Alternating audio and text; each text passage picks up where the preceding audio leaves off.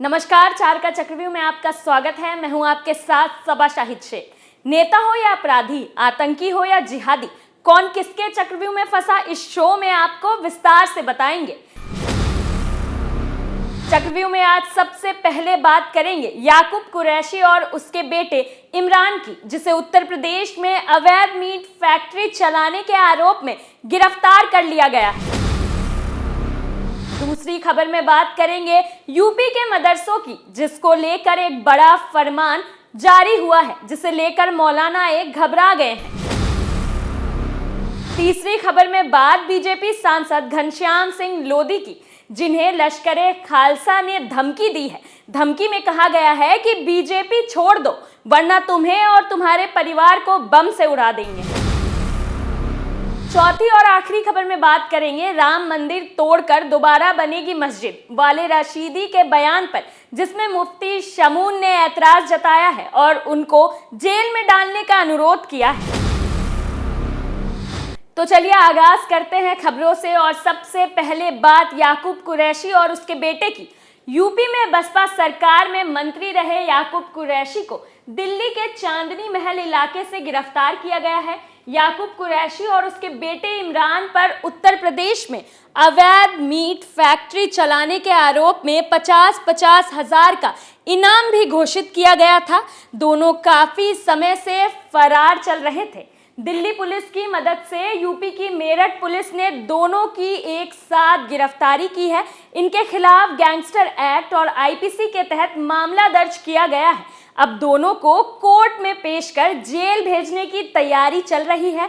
इससे पहले याकूब कुरैशी के इनामी छोटे बेटे फिरोज को भी गिरफ्तार कर जेल भेज दिया गया था। वहीं बेटे इमरान और याकूब कुरैशी फरार चल रहे थे, लेकिन अब वो भी पुलिस की गिरफ्त में आ चुके हैं। जब से योगी ने उत्तर प्रदेश की सत्ता संभाली है, तभी से सूबे में चोर पुलिस का खेल चल रहा है। आरोपी बचने के लिए दौड़ लगाते हैं, लेकिन आखिर में पुलिस के शिकंजे में फंसना ही पड़ता है। यही हुआ है मेरठ के पूर्व मंत्री हाजी याकूब कुरैशी के साथ। याकूब कुरैशी करीब 9 महीने से फरार चल रहा था, लेकिन यूपी एसटीएफ से बच नहीं पाया और दिल्ली से दबोचा गया। जब इस सरकार में मुख्तार अंसारी, अतीक अहमद, हाजी इकबाल जैसे बड़े माफियाई नहीं बच पाए, तो याकूब कुरैशी ने कैसे सोच लिया कि वो फरार होकर सजा से बच सकता है। दूसरी खबर में बात यूपी के मदरसों की। मदरसों में अब हिंदू और अन्य गैर मुस्लिम छात्र आगे पढ़ाई जारी नहीं रख पाएंगे। राष्ट्रीय बाल अधिकार संरक्षण आयोग ने ये दिशा निर्देश जारी किया है। आयोग ने निर्देश दिया है कि देश भर के अनुदान प्राप्त और मान्यता प्राप्त मदरसों में पढ़ने वाले गैर मुस्लिम छात्र और छात्राओं की पहचान कर रिकॉर्ड तैयार की जाए। आदेश के मुताबिक इन बच्चों को मदरसों से निकालकर सूचना के अधिकार कानून यानी आरटीई के तहत सामान्य शिक्षण संस्थानों में दाखिला दिलाया जाए। उत्तर प्रदेश में इस वक्त 16,000 के करीब मदरसे हैं। इनमें से 8,500 गैर मान्यता प्राप्त और 600 के करीब अनुदानित मदरसे राज्य में संचालित हो रहे हैं। बाकी मदरसे वित्त विहीन मान्यता प्राप्त दर्ज के हैं। एनसीआरपीसी की अध्यक्ष प्रियंका कानूनगो की तरफ से सभी राज्यों और केंद्र शासित प्रदेशों को इस बाबत पत्र भेजा गया है। गौरतलब है कि यूपी में हाल ही में सभी मदरसों का सर्वे कराया गया था। इनमें 14 सवाल सर्वे में रखे गए थे। इनमें से प्रमुख सवाल था कि क्या मदरसा राज्य के शिक्षा बोर्ड या दारुल उलूम जैसी संस्थानों से मान्यता प्राप्त है या नहीं। क्या मदरसे को लेकर सरकारी अनुदान मिलता है या फिर उसका संचालन किसके जरिए हो रहा है। मदरसा को फंड या छात्रवृत्ति कहां से मिल रही है। मदरसा में कितने शिक्षक, कितने छात्र हैं। जब से एनसीआरपीसी का निर्देश सामने आया है, तब से इन गैर मान्यता प्राप्त मदरसों के मौलाना तिलमिला उठे हैं। इस बात से उन्हें खासा सदमा पहुंचा है कि अब गैर मुस्लिम छात्र उनके मदरसों में पढ़ने नहीं आएंगे, तो वो इन मासूम बच्चों को बरगलाएंगे कैसे। इन लोगों के मन में कट्टरपंथी सोच कैसे भरेंगे और फिर इन्हें धर्मांतरण के लिए कैसे प्रेरित करेंगे। तीसरी खबर में बात बीजेपी सांसद घनश्याम सिंह लोधी की। उत्तर प्रदेश की रामपुर लोकसभा सीट से बीजेपी के सांसद घनश्याम सिंह लोधी को जान से मारने की धमकी मिली है। घनश्याम सिंह लोधी को व्हाट्सएप पर धमकी भरा संदेश मिला है। संदेश भेजने वाले ने खुद को लश्कर-ए-खालसा संगठन का संदीप सिंह खालिस्तानी बताया है। सांसद ने इसकी शिकायत पुलिस से की। पुलिस ने मामला दर्ज कर तहकीकात शुरू कर दी है। बीजेपी सांसद घनश्याम सिंह लोधी ने मीडिया से बात करते हुए कहा कि एक दिन पहले सुबह सुबह व्हाट्सएप पर कॉल आ रही थी जिसे रिसीव नहीं किया। उसी नंबर से मैसेज भी आया था। मैसेज भेजने वाले ने बीजेपी छोड़ने के लिए कहा और ये भी लिखा है कि ऐसा नहीं किया तो तुम्हें और तुम्हारे परिवार को बम से उड़ा देंगे। उन्होंने कहा कि मैसेज भेजने वाले ने बीजेपी और राष्ट्रीय स्वयंसेवक के शीर्ष नेताओं के भी निशाने पर होने की बात कही थी। सांसद ने इसे लेकर एसपी से शिकायत करने की भी जानकारी दी। उन्होंने ये भी आशंका जताई कि यह राजनीतिक षड्यंत्र भी हो सकता है। घनश्याम सिंह लोधी ने कहा कि इस तरह के धमकी भरे मैसेज पहले कभी नहीं आए। मेरी किसी से कोई रंजिश भी नहीं है। उन्होंने कहा कि हमने एसपी से मामले की जांच कराकर दोषी के खिलाफ कार्रवाई करने की मांग की है। परिवार को बम से उड़ाने की धमकी मिली है, लेकिन हम भयभीत नहीं हैं। हम बीजेपी के सच्चे सिपाही हैं। सुरक्षा बढ़ाए जाने पर उन्होंने कहा कि मुझे इसकी जरूरत नहीं है। जो सुरक्षा अभी मिली है वो पर्याप्त है। पुलिस मामले की तहकीकात कर रही है।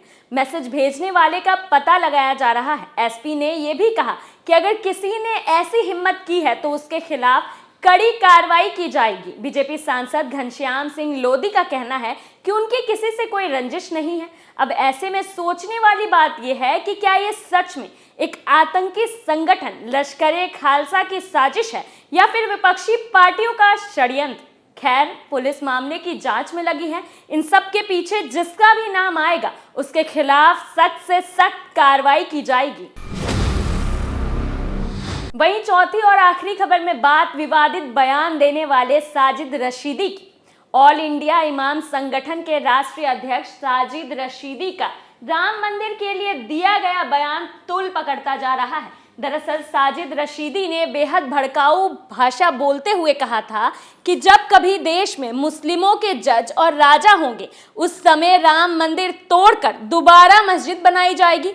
साजिद रशीदी के इस बयान पर राष्ट्रीय सर्वधर्म एकता परिषद के राष्ट्रीय अध्यक्ष और प्रसिद्ध राष्ट्रवादी मुस्लिम विचारक चिंतक मुफ्ती शमून कासमी ने कड़ा ऐतराज जताते हुए कहा है कि सरकार को तुरंत साजिद रशीदी के खिलाफ मुकदमा दर्ज कर जेल में डालना चाहिए। दरअसल राष्ट्रवादी मुस्लिम विचारक चिंतक मुफ्ती शमून कासमी का कहना है कि गृह मंत्रालय को सिराज रशीदी के इस बयान पर फौरन कड़ा एक्शन लेना चाहिए। मुफ्ती शमून कासमी के मुताबिक मर्यादा पुरुषोत्तम राम ईश्वर के अवतार हैं। इसको कोई भी भारतवासी नकार नहीं सकता है।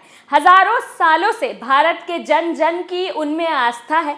पौराणिक इतिहास में, ग्रंथों में उनकी गाथाओं का वर्णन पढ़ते चले आए हैं। ईश्वर और अल्लाह ये कब चाहता है कि ईंट पत्थर के बने मंदिरों और मस्जिदों के पीछे खून खराबा हो। वहीं मुफ्ती शमून कासमी ने कहा कि साजिद रशीदी की सियासी दुकान इसी तरह के भड़काऊ और देश को तोड़ने वाले बयानों की बदौलत चल रही है। साथ ही कहा कि साजिद रशीदी का राम मंदिर तोड़कर मस्जिद बनाने वाला बयान आपत्तिजनक और लोकतंत्र की मर्यादा के खिलाफ है। इसके अलावा सुप्रीम कोर्ट के जजमेंट के भी खिलाफ है। उन्होंने कहा कि न्याय प्रणाली पर उंगली उठाने की हिमाकत करने वाले साजिद रशीदी के इस बयान पर सुप्रीम कोर्ट को संज्ञान लेते हुए कड़ी कार्रवाई करनी चाहिए। चक्रव्यूह में मेरे साथ आज के लिए इतना ही। कल फिर कौन किसके चंगुल में फंसेगा, नए मुद्दों के साथ फिर हाजिर होंगे और दिखाएंगे कई और सनसनीखेज खुलासे। तब तक के लिए देखते रहिए कैपिटल टीवी। नमस्कार।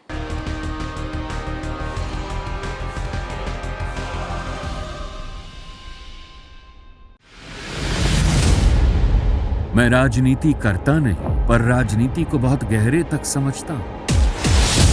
मैं लोगों के बीच रहता हूं, लोगों के मन को अच्छे से जानता हूं।